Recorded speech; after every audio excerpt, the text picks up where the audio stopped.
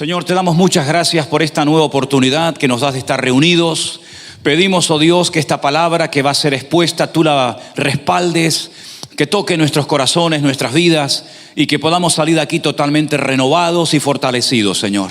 Gracias porque tú eres bueno, para siempre tu misericordia. Rogamos, oh Dios, que tú nos ministres, que tú hables a nuestras vidas, Señor, y que recuperemos nuevas fuerzas, que podamos seguir adelante caminando en victoria, Señor, marcando una diferencia en esta ciudad y en todo lugar donde tú nos pongas. Ponemos nuestra vida en tus manos, en el nombre de Jesús. Amén y amén. Gloria al Señor.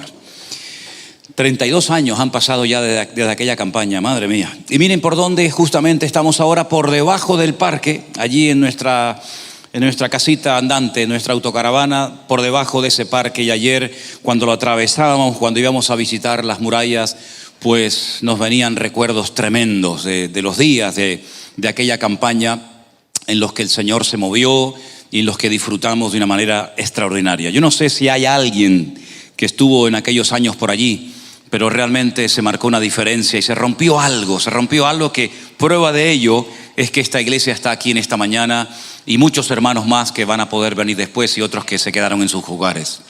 Hermanos queridos, desde el año pasado, desde el mes de marzo, ¿verdad?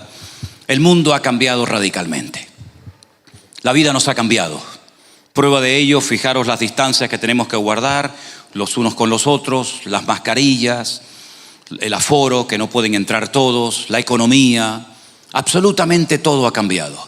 Y a veces oigo por ahí, bueno, esperemos que en unos meses, el año que viene tal vez, recuperemos otra vez la normalidad.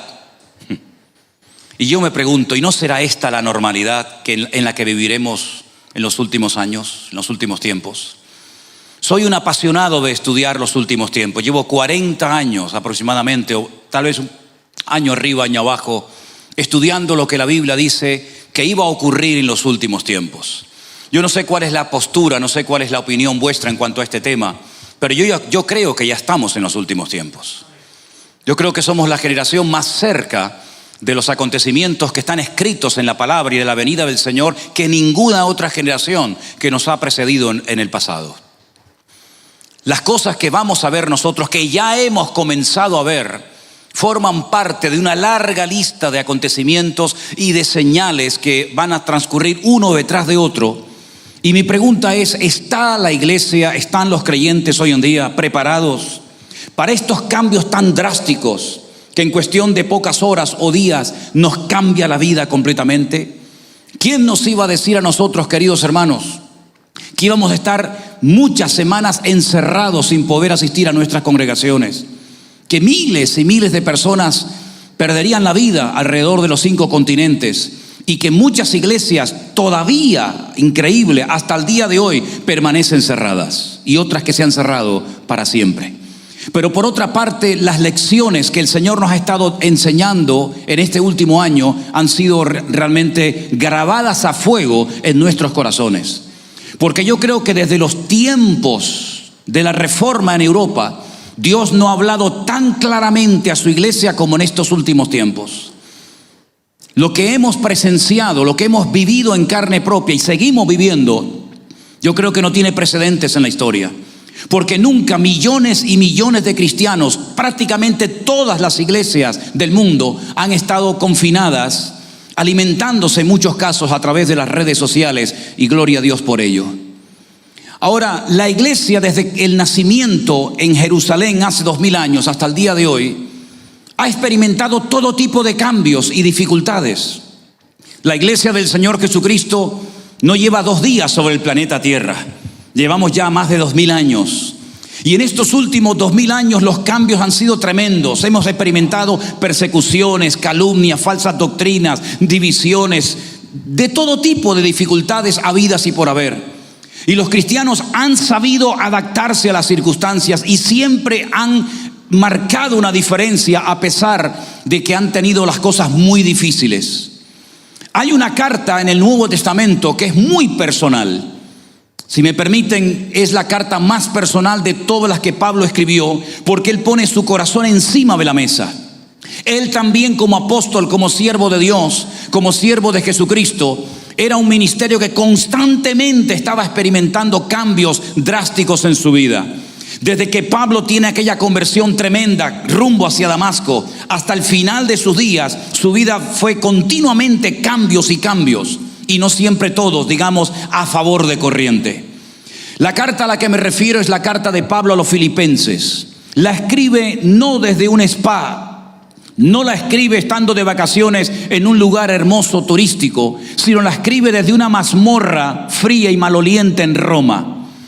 Todavía hasta el día de hoy los teólogos no se han puesto de acuerdo si fue el primer encarcelamiento y luego logró salir y posteriormente lo volvieron a encarcelar, o este es el último y definitivo encarcelamiento del apóstol Pablo.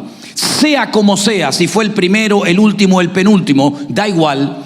La forma como él reaccionó, la forma como él se comportó ante estas dificultades que estaba viviendo en carne propia, nos tienen que enseñar muchas cosas en esta mañana. Por ejemplo, si comenzamos a leer en Filipenses capítulo 1, a partir del versículo 12, Pablo hablando dice: quiero que sepáis, hermanos, que todas las cosas que me han sucedido han redundado más bien para el progreso del evangelio. Si analizamos el ministerio del apóstol Pablo, desde el minuto 1 hasta el último momento de su vida, cuando él entrega su vida por el evangelio, sufrió todo tipo de dificultades, de persecuciones, de cárceles, de naufragio, fue incluso apedreado en la famosa ciudad de Éfeso. Pero él en ningún momento presenta todo eso que le ha sucedido como un fracaso, como un estorbo o como algo que ha impedido el desarrollo de la iglesia en su mundo, sino más bien todo lo contrario. Él utiliza un término que es progreso. La palabra progreso para los romanos tenía que ver con un término militar y era abrirse paso en caminos que no existían. Es como cuando uno coge un machete y se va por la selva y comienza a darle golpes a los árboles, a las ramas, a las plantas, para poder abrir un surco para que los que vengan detrás puedan transitar posteriormente por él. Ese es el término que utiliza Pablo. Así como las legiones romanas se han extendido por toda Europa y por todo el norte de África y por todo el mundo conocido y han logrado conquistar docenas y docenas de lugares, el evangelio se ha ido abriendo paso, ha ido progresando, ha ido avanzando y extendiéndose y consolidándose en todas las regiones del mundo. Y a pesar de las dificultades, el evangelio ha progresado, se ha extendido y miles de personas en este momento de su ministerio ya habían conocido a Cristo. El apóstol Pablo menciona dos palabras repetidamente en la epístola. Una es la palabra evangelio. Él dice que las cosas aparentemente negativas que le habían sucedido habían redundado para el progreso del evangelio. En el capítulo 1, verso 5, él habla de que él y todos los creyentes tienen una comunión en el evangelio. Y en el versículo 7 habla de que los creyentes de la iglesia de Filipo, pastoreada por Lucas, dice que habían sido confirmados en el evangelio. Pero más adelante en el verso 17, él dice que han sido puestos en este mundo, en su época, en su generación, para defender el evangelio, para pelear a favor del evangelio. En el capítulo 1, versículo 27, él habla de vivir una vida digna del evangelio que hemos creído y aceptado en nuestra vida. Por otra parte, también en la parte final del versículo 27, habla acerca de la fe que hay que tener en el evangelio, porque es poder de Dios para salvación. Más adelante, en el capítulo 2, verso 22, él dice que ha habido personas que han trabajado con él para servir al Señor a través del evangelio. No servirse del evangelio, sino servir al evangelio. En el capítulo 4 habla de personas, habla de obreros que han combatido, que han peleado juntamente con él en el evangelio. Y finalmente, en el capítulo 4, verso 15, habla acerca de la necesidad, de la obligación, de la predicación del evangelio. Pero curiosamente, aunque repite mucho este término, esta palabra, no es la palabra más repetida en la carta. La palabra más repetida es la palabra gozo. Aparece por todas partes de la epístola. ¿Y cómo es posible que un hombre sin pastor, sin iglesia, sin Biblia, sin hermanos a su alrededor que oren por él, lo consuelen o lo animen, solo, con su espalda llena de marcas por los latigazos? Una persona que incluso confiesa cuando le escribe una carta personal a un pastor como Timoteo y le dice que en mi primera defensa ninguno estuvo a mi lado, sino que incluso hasta me llegaron a desamparar. Incluso algunos me desampararon causándome problemas, como por ejemplo Alejandro el Calderero, dice cuídate de él, como Demas, ¿verdad? Que se marchó amando a este mundo. ¿De dónde sacó fuerzas este hombre? ¿Cómo es posible que pudiera hablar de gozo en medio de una mazmorra a punto de morir? ¿Cómo es posible que este hombre hable de progreso del evangelio cuando, humanamente hablando, si un periodista lo visitara en aquellos momentos en la cárcel y le hiciera una entrevista y sacara alguna fotografía, vería un hombre arrugado por la vida, a un hombre lleno de cicatrices, a un hombre solitario, a un hombre que no está en el mejor momento humanamente hablando? Pero él sabe perfectamente que lo que podemos expresar por fuera no coincide en la mayoría de las ocasiones con el gozo del Señor que tenemos en nuestro corazón. Por fuera nos desgastamos, por fuera envejecemos, por fuera podemos ir deteriorándonos, pero por dentro el creyente y la iglesia tiene que ir de gloria en gloria, de victoria en victoria y de bendición en bendición en el nombre del Señor.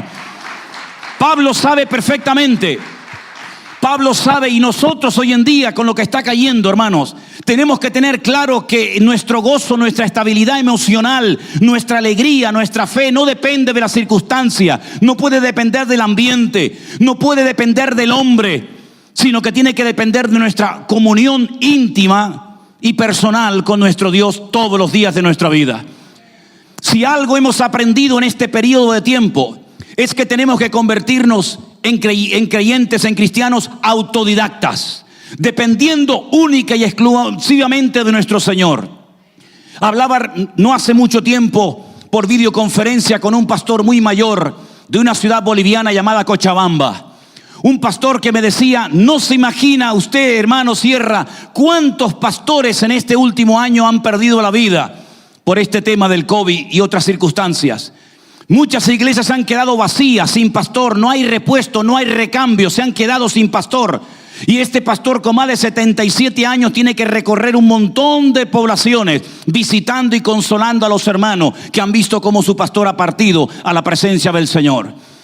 Queridos hermanos, tenemos que aprender que todo esto que nos ha pasado y estamos viendo es simplemente la punta del iceberg de más cambios que vendrán en el futuro. No se me asuste nadie, porque la iglesia no tiene que vivir asustada ni con lloriqueos absurdos y ridículos, sino que tiene que aprovechar la coyuntura del momento para decirle al mundo que nosotros seguimos cantando en medio de la tormenta, nosotros seguimos aplaudiendo a nuestro Dios, seguimos alabando a nuestro Dios, porque mayor es el que está en nosotros que el que viene contra nosotros. ¡Aleluya! El apóstol Pablo habla de abandonos, habla de traiciones, habla de soledad, habla de tumultos, habla de azote, habla de cárceles, habla de naufragio. Pero dice, pero el Señor estuvo a mi lado y me dio fuerzas para que por medio de mí se predicara el evangelio. Y el Señor me guardó y me guardará de toda obra mala. Y termina diciendo, a Él sea la gloria y la honra por los siglos de los siglos. Amén. He peleado la buena batalla, no la mala. Hay batallas. Hay lugares donde no te tienes ni que asomar, querido hermano. Pero yo he peleado la buena batalla, he elegido la causa correcta, he elegido el camino exacto. Y por lo demás me queda solamente recibir la corona, el premio, la recompensa que el Señor me dará a mí, Dios justo y fiel de toda la iglesia. La carta de Pablo a los filipenses nos enseña que él aprendió a no quejarse en medio de las circunstancias de la vida. La queja, el lamento y el lloriqueo absurdo y ridículo es el cáncer que mata la fe de una iglesia. No sacamos absolutamente nada quejándonos. Es una enfermedad espiritual que mata, que desanima, que deprime, que impide el progreso de la iglesia hacia adelante. En ningún momento vemos a Pablo en esta carta ni en ninguna otra cuestionando a Dios. ¿Por qué? ¿Por qué me pasa esto? ¿Por qué me abandonan los hermanos? ¿Por qué nadie viene a visitarme? ¿Por qué? ¿Por qué? No en absoluto. Él sabe que los que aman a Dios, de hecho Él fue el que lo escribió, todas las cosas nos ayudan a bien. Él sabe que ni la muerte, ni la vida, ni ángeles, ni principado, ni potestad, ni lo presente, ni lo porvenir, ni ninguna cosa creada nos podrá separar jamás del amor de Dios en Cristo Jesús, Señor nuestro. Él sabe perfectamente que somos más que vencedores porque todo lo podemos en Cristo que nos fortalece. Él es capaz de decir: yo he aprendido en la vida a vivir en humildad, con escasez, y también he aprendido a vivir en abundancia, cuando sobra de todo. De hecho, es más difícil vivir en la abundancia que vivir en la escasez. De hecho, muchas veces es más difícil administrar el éxito y la abundancia, la prosperidad, que el depender del pan nuestro de cada día. Dánoslo hoy. Pero él le dice a los hermanos de Filipo: yo estoy contento, yo estoy agradecido porque mi Dios, no vosotros, no los corintios, no los romanos, no los efesios, no los de Tesalónica, sino mi Dios suplirá todas nuestras necesidades conforme a sus riquezas en gloria en Cristo Jesús, Señor nuestro. Él no se queja contra Dios. Él sabe adaptarse a las circunstancias. Él supo interpretar lo que estaba ocurriendo a su alrededor. Gracias a los encarcelamientos que Pablo experimentó, tenemos hoy en día cartas preciosas en nuestras Biblias, que cada vez que las abras, dale gloria al Señor. No solamente por lo que nos transmiten, por la unción que conservan todavía a pesar del tiempo y del espacio, sino que hoy en día a través de ellas podemos aprender cómo vivir en estos tiempos difíciles en los cuales nos ha tocado vivir. Tal vez nos habíamos acostumbrado a tener ya el mes resuelto por delante, pero ahora estamos volviendo otra vez a la fuente, al origen, y vemos como el pan nuestro, la provisión diaria de cada día, nos viene a nuestras vidas. Cuando tuvimos que cerrar la iglesia el 14 o 15 de marzo del año pasado, y no sabíamos cuánto tiempo le íbamos a mantener cerrada, como tantas y tantas iglesias, ¿verdad? Pues yo me puse de rodillas al lado de mi cama y le dije: Señor, ahora tienes una oportunidad maravillosa para demostrar que esta obra es tuya. Ahora es el momento de demostrarnos a todos que sin diezmos, sin ofrendas, sin ese rastro de segunda mano que tenemos que nos ayuda a pagar el local, sin nada de eso, sin ninguna intervención humana, ahora, Señor, es el momento para que tú demuestres que esta obra es tuya. Y puedo deciros que desde el 15 de marzo del año pasado hasta el día de hoy, el Señor nos ha demostrado que es fiel, que Él es galardonador de los que le buscan, y que aquello que enseñó, que a veces nos olvidamos, que el que se encierra en su aposento y tras de sí cierra la puerta y ora a su Padre que lo ve en lo secreto, su mismo Padre, su mismo Dios que lo oye, lo recompensará en público. Comenzamos a recibir llamadas de todas partes del mundo, de Japón, de las Islas Caimán, de Australia, de Sudamérica, de Centroamérica, de Afganistán, incluso, que nos llegaron a llamar de una base norteamericana, etcétera, etcétera. Y el Señor comenzó a movilizar a toda su iglesia sobre la faz de la tierra. Y cientos, miles y miles de personas en este tiempo no solamente oyeron por primera vez el Evangelio, sino que creyentes que llevaban 10, 12, 15, 18 y hasta 20 años sin congregarse, comenzaron a acercarse al Señor en medio de aquella angustia, en medio de aquel temor. ¿Qué va a ocurrir? Estamos en los últimos tiempos. Aparecerá el dragón, aparecerá el anticristo. Mire, no apareció ni el dragón ni el anticristo, pero lo que vimos que el Señor demostró que Él ama a su iglesia, que Él la sustenta y que Él la cuida. Lo hizo en el pasado, lo hace hoy y lo hará siempre. ¿Cuántos dicen amén? En esta carta, el apóstol Pablo vemos que en ningún momento está preocupado. Yo hago una gran diferencia entre preocuparse y ocuparse. Que el que se preocupa, lo que está demostrando es que está adelantándose a las circunstancias sin ninguna necesidad y no está creyendo en lo más profundo de su corazón que su Dios tiene todo bajo control. Dios está demostrándole a su iglesia, porque si bien es cierto que las naciones, la medicina, la economía, etcétera, ha sido sacudida y en cierto sentido hasta humillada, el trato de Dios con su iglesia en este último tiempo ha sido extraordinario. Y la forma como el Señor ha estado hablando y ministrando a su iglesia, y cómo la iglesia ha logrado está logrando salir de todas estas circunstancias, realmente nos deja a todos con la boca abierta y sorprendidos. Porque nos damos cuenta de que Dios no ha perdido el control sobre las naciones de la tierra.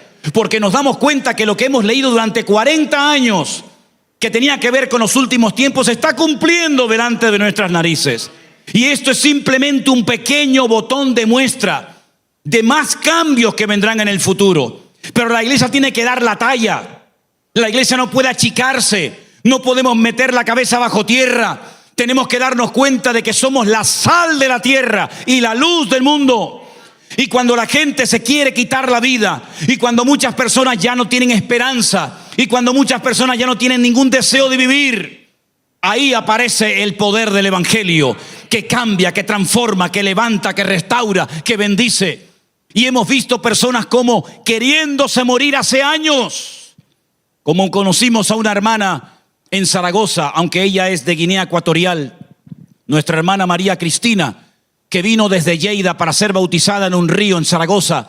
Una hermana que no quería vivir, una hermana que llevaba 2 años planeando su funeral y que lo tenía todo por escrito, diciendo: quiero que me entierren de esta manera y que me vistan de esta forma, etcétera, etcétera. Cuando llegó la palabra de Dios a su casa, porque esa es otra, el evangelio se ha metido dentro de las casas sin tocar a la puerta ni pedirle permiso a nadie.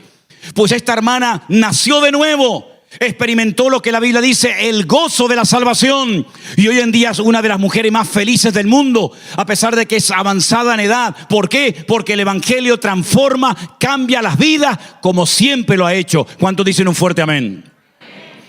Pablo nunca se preocupó por lo que le estaba pasando. Él sabía perfectamente que ese era el momento en el que Dios lo tenía, y por eso en esta carta escribe algo que lo tiene que repetir 2 veces, porque Pablo, como dicen algunos, no escribía las cartas, luego las firmaba. Y cuando él está dictando la carta al que la está escribiendo, le dice en un momento de la carta: regocijaos en el Señor siempre. Y probablemente el que estaba escribiendo la epístola se le habrá quedado mirando diciendo: ¿cómo? ¿Regocijarnos? Sí, otra vez te digo, regocijaos en el Señor siempre. Filipenses 4:4. En otras palabras, no vemos a un hombre derrotado, no vemos a un hombre hundido, sino a un hombre gozándose en el Señor, porque desde esa cárcel él logra escribir esta carta, y luego escribe otra a los Efesios, y luego escribe otra a un hermano que había sido robado por un esclavo, ¿verdad? Filemón, y otra carta a los hermanos de Colosas. Y vemos a un hombre que tiene mensaje hasta en el peor momento de su vida. Porque es en los momentos de crisis, de angustia, depresión, en las peores circunstancias, donde se demuestra el tipo de fe que tenemos, el nivel de madurez que tenemos. Porque las pruebas que pasamos no son producto de la casualidad ni de la injusticia de Dios en absoluto. Las pruebas que vas a pasar tú, mi querido hermano y hermana, son proporcionales a tu nivel de fe y de madurez. En otras palabras, las pruebas han sido diseñadas por Dios específicamente para cada uno de nosotros. Y el Señor nunca va a permitir que pasemos por una prueba que no podamos controlar, o que, mejor dicho, no podamos superar. Porque cuando Él da la prueba, también juntamente con la prueba viene la salida. El Señor le pidió a Abraham un hijo porque sabía que Abraham era capaz de hacer eso y mucho más. El Señor le pidió a David que se enfrentara contra un gigante porque sabía que tenía valor y estaba preparado y una puntería extraordinaria, y todo lo que le pidiera el Señor estaría dispuesto a hacerlo.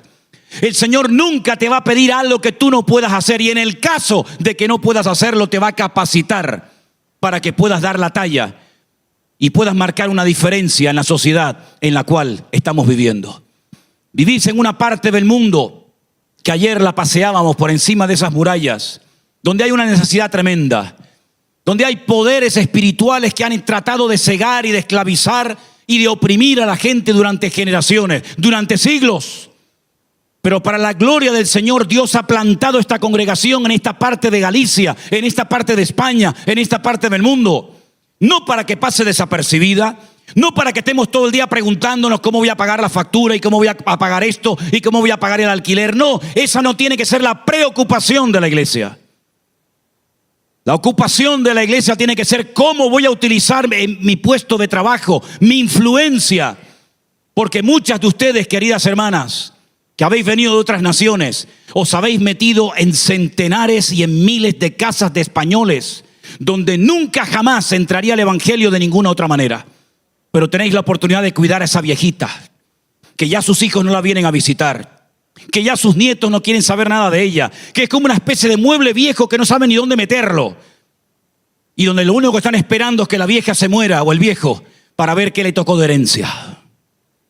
Y ahí estás con ella hasta el momento de su muerte, como una hermana que tenemos en Bilbao, que ha llevado a los pies del Señor en el último momento de su vida a 3. Y no es que tenga el ministerio de cuidar y matar a la gente, porque dirán, ostras, pues si ya han enterrado a 3, yo no contrato a esta mujer más, ¿no? Sino que el Señor le ha permitido estar hasta el último momento con esa persona, entregando su vida a Cristo, en una parte del mundo donde no se cree, donde no se quieren abrir al evangelio, pero donde Dios ha metido a centenares de hermanas nuestras, sobre todo, en hogares de españoles cerrados, rebeldes, testarudos, y han podido escuchar el evangelio, como aquella muchacha que fue secuestrada y llevada en unas condiciones humillantes al extranjero. Y cuando ella llega a la casa de aquel hombre rico, influyente y gran militar y famoso, la Biblia dice que ella observó que su amo tenía una enfermedad incurable, como millones de españoles tienen una enfermedad incurable, que no es, por cierto, el COVID, sino es una enfermedad que viene desde los tiempos de Adán y Eva en el jardín del Edén. Y no hay antídoto, no hay vacuna, no hay remedio contra ese virus mortal que se llama pecado. Esa joven observó a este hombre y le dijo, en mi tierra, en mi país hay un hombre que si orara y te ministrara, podrías cambiar de vida. Y la muchacha secuestrada, la muchacha anónima que ni siquiera la Biblia menciona su nombre, le da testimonio a su amo, y su amo tiene que dejar su orgullo, su arrogancia, su soberbia de militar y viajar desde Siria hasta Israel para que ore un hombre por él que ni siquiera entre su pensamiento se dignó a atenderlo. Esa eres tú hoy en día, querido hermana y hermana. En ese lugar donde a veces has llorado echando de menos tu tierra y tus comidas y tus costumbres y tu cultura. En esa casa donde muchas veces has tenido que limpiar lo que nadie quiere limpiar y atender a quien nadie quiere atender ni visitar. En ese lugar Dios te ha puesto no para que lloriquees ni te lamentes. En ese lugar Dios te ha puesto para que brilles y marques una diferencia para la gloria del Señor. Bendito sea Dios. Aprovéchalo.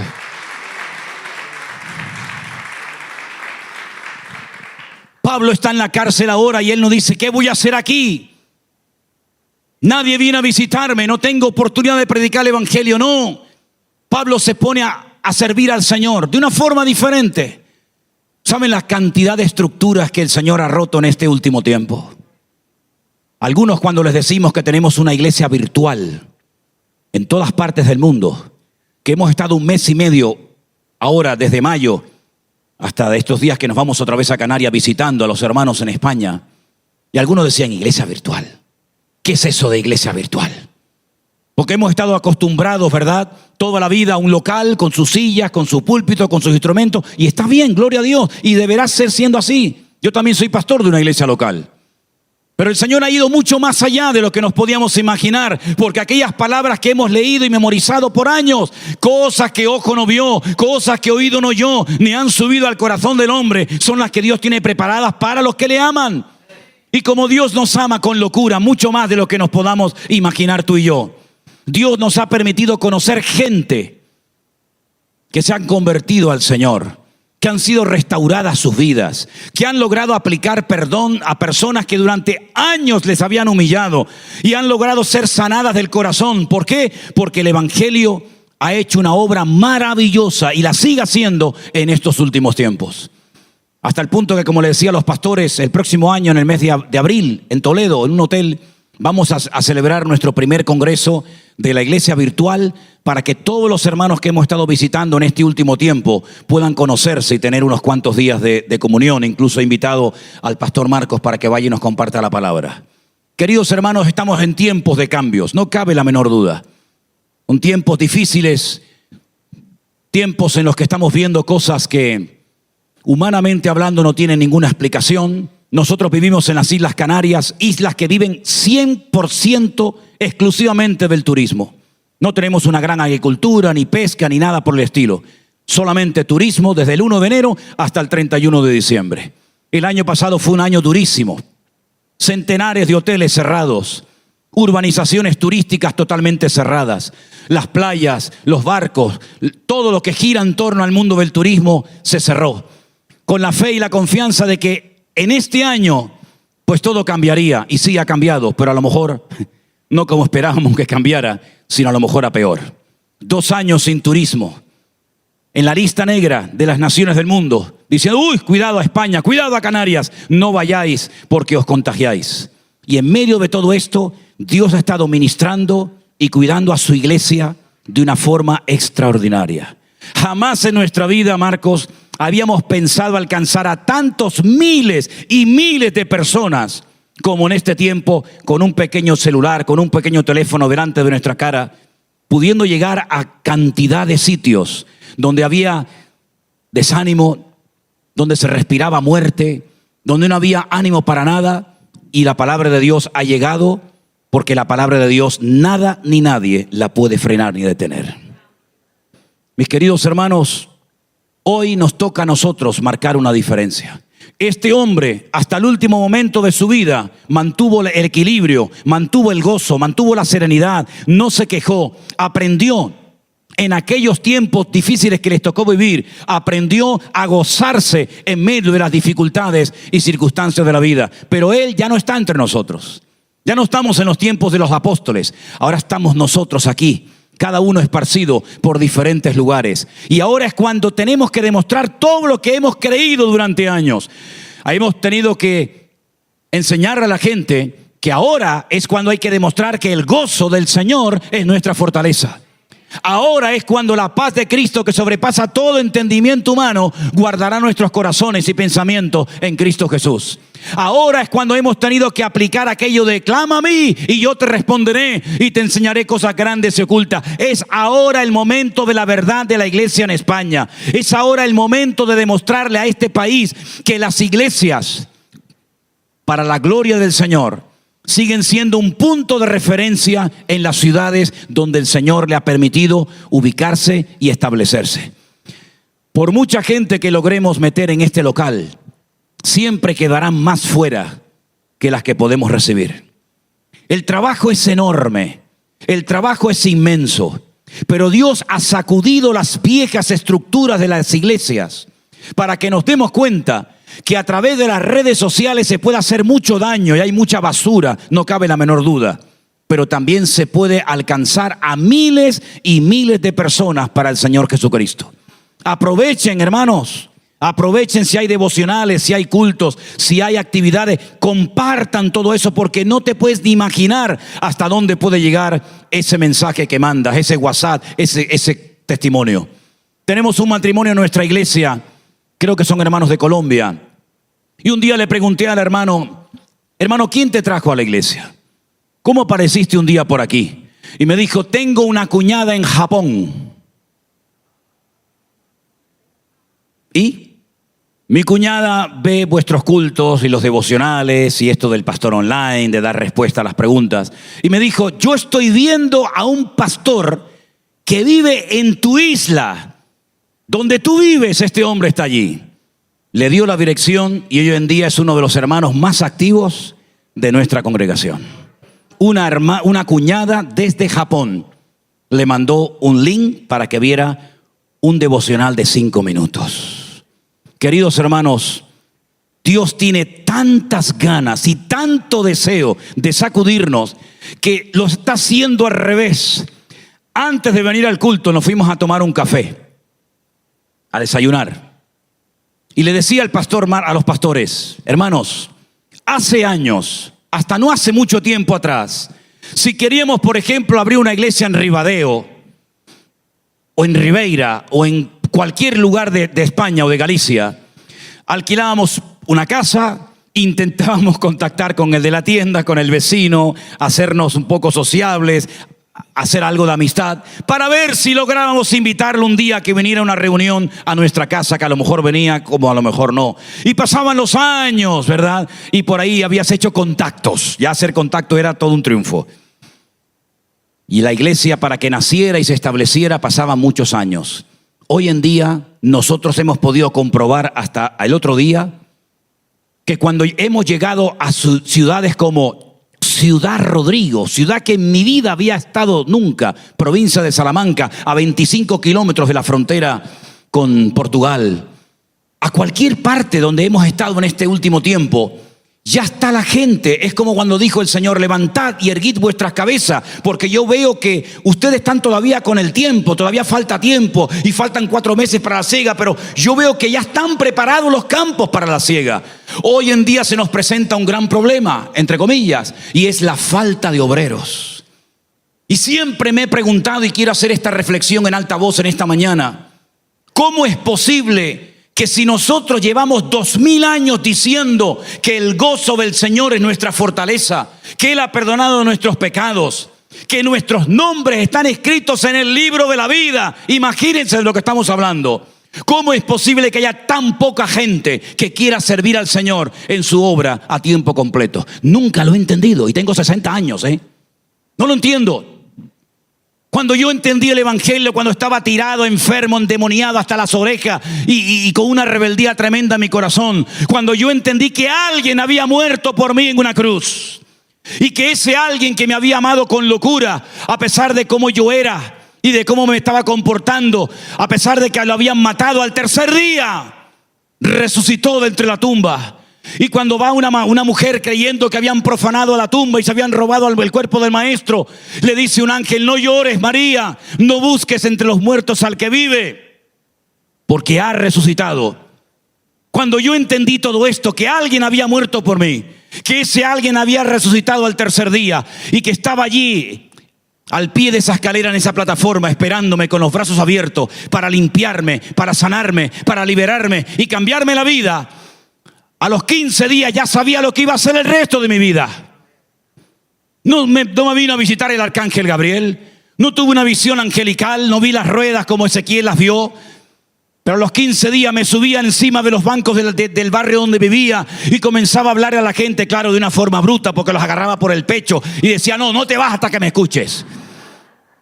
Y los amenazaba: baja a la iglesia, baja a la iglesia, y si no vas a cobrar.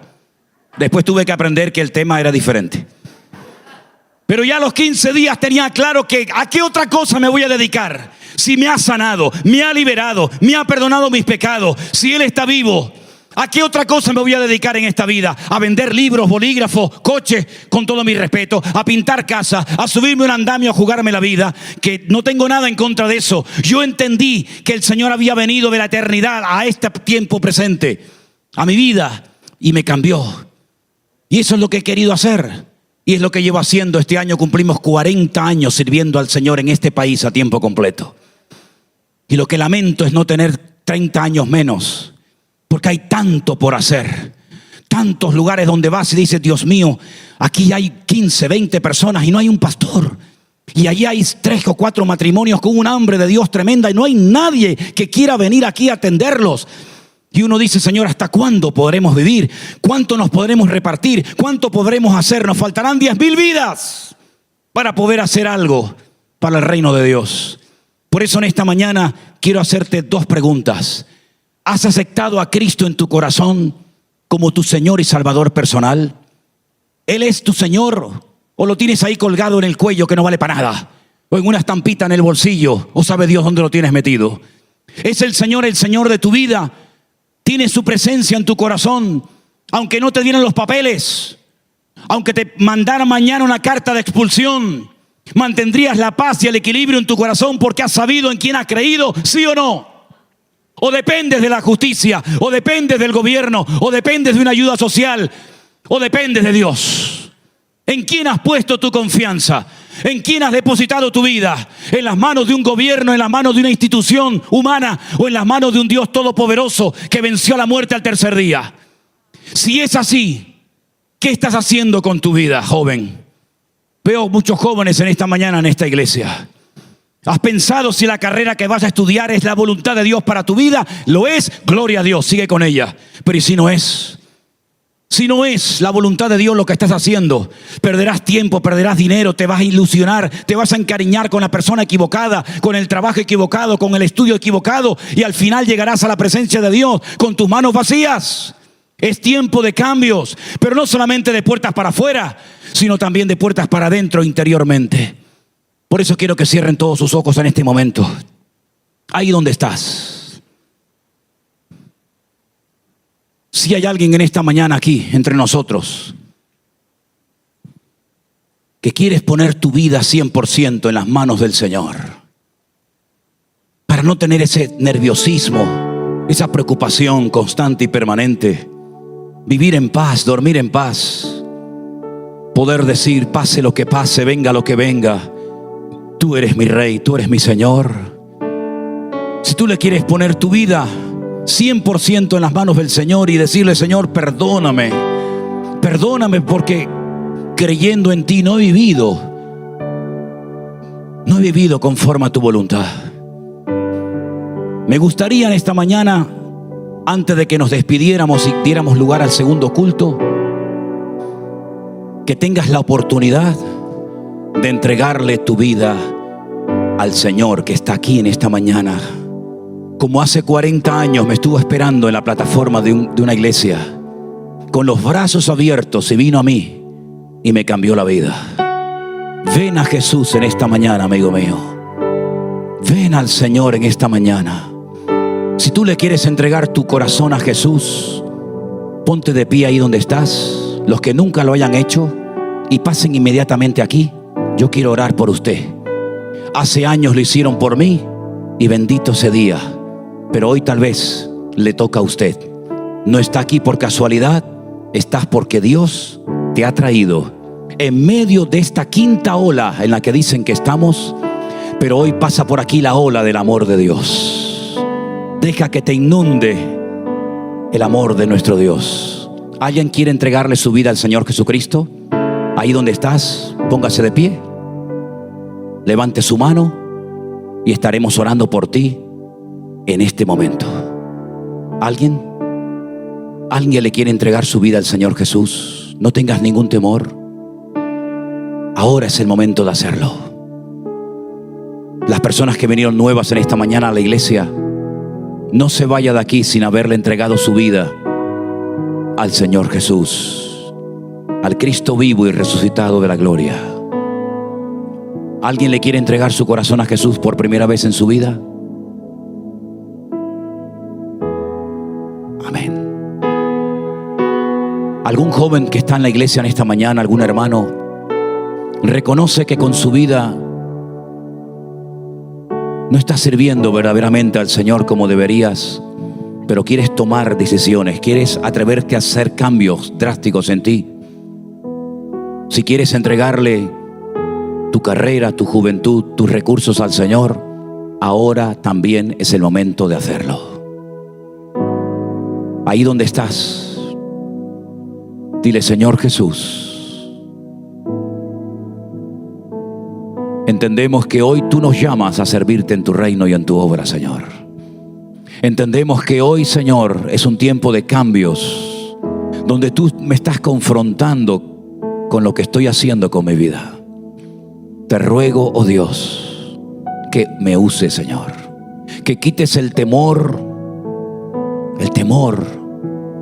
y que pueda tener esa paz de Cristo en mi corazón, para que lo que haga con mi vida te agrade a ti cada día, Señor. Enséñame a gozarme en medio de la tormenta.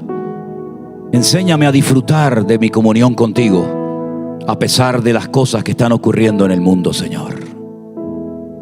Te doy gracias en esta mañana, Dios mío, por tu paciencia conmigo. Paciencia conmigo. Paciencia conmigo.